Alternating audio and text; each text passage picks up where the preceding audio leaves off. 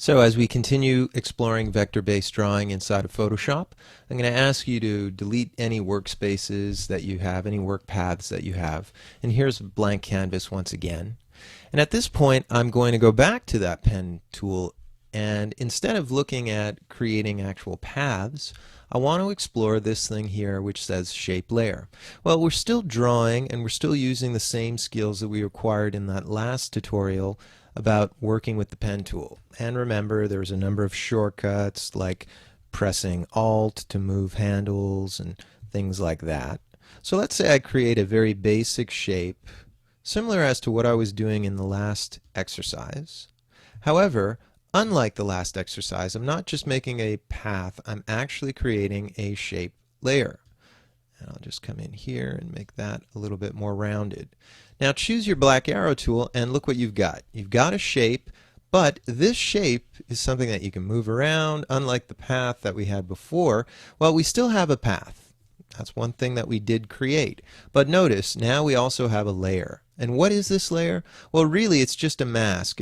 Imagine this entire layer is red, and what we drew is acting as a mask for that layer. For example, if I right-click this and say Disable temporarily, notice the whole entire area is red, but I am enabling a mask out of that basic shape that I created. So it's pretty interesting. As you can see here, you can work with those basic shapes.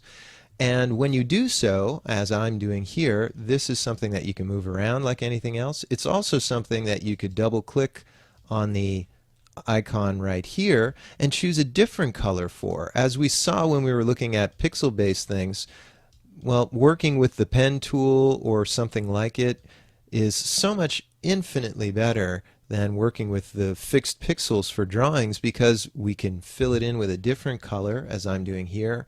I can also scale it, Command T, I can make it smaller, which wouldn't really be a problem with pixels, but I can make it larger as I've done here. And look at these really nice smooth edges. And you don't like the color? No problem. Let's just come in here and choose a different color. Very simple to do. Simple, easy, effective.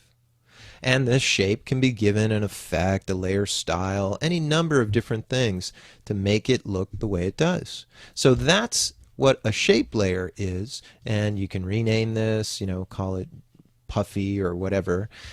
And that's something that you can do very easily with the pen tool, because as you can see, you're making a shape layer out of the drawing that you've made, and you can use it inside of Photoshop however you like.